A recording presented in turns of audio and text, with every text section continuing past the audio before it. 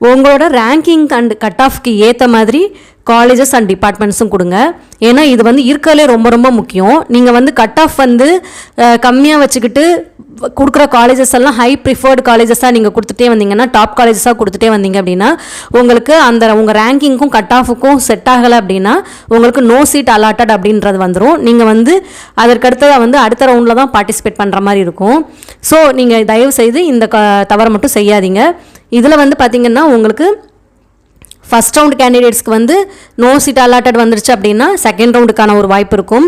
அதே மாதிரி second round கேண்டிடேட்ஸ்க்கு third ரவுண்டுக்கான வாய்ப்பு இருக்கும். ஸோ நீங்கள் இது நாள் வரைக்கும் படித்து எடுத்த கட் ஆஃப் மார்க்கெல்லாம் இதில் வந்து வேஸ்ட் ஆகிடும்.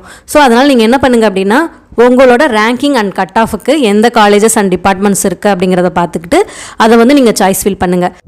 ஒவ்வொரு காலேஜோட cut off marks and ranking பார்க்குறதுக்கு நீங்கள் இந்த வெப்சைட்டில் போய் பார்த்தீங்க அப்படின்னா உங்களுக்கு கிடைக்கும். www.cutoff.tnaonline.org அந்த வெப்சைட்டில் போய்ட்டு உங்களுக்குரிய அந்த எந்த ப்ரிஃபர்டு காலேஜோ அந்த காலேஜ் கோடோ இல்லை நேமோ கொடுத்துட்டு நீங்கள் செக் பண்ணிங்க அப்படின்னா உங்களுக்கு எல்லா டிபார்ட்மெண்ட்ஸோட அந்த காலேஜில் உள்ள எல்லா டிபார்ட்மெண்ட்ஸும் உங்களுக்கு கட் ஆஃபும் ரேங்கிங்கும் உங்களுக்கு கிடைக்கும். இதில் வந்து நீங்கள் ரேங்கிங் வேணும்னா மேலே வந்து ஸ்க்ரோல் டவுன் பாக்ஸ் இருக்கும். அதில் கட் ஆஃப்க்கு பதிலாக ரேங்கிங் மாற்றி விட்டீங்க அப்படின்னா உங்களுக்கு அந்த டிபார்ட்மெண்ட்டோட ரேங்கிங் உங்களுக்கு கிடச்சிரும். ஸோ நீங்கள் ஒவ்வொரு காலேஜோட இந்த மாதிரி கட் ஆஃப் மார்க்ஸும் ரேங்கிங்கும் நீங்கள் செக் பண்ணிக்கலாம்.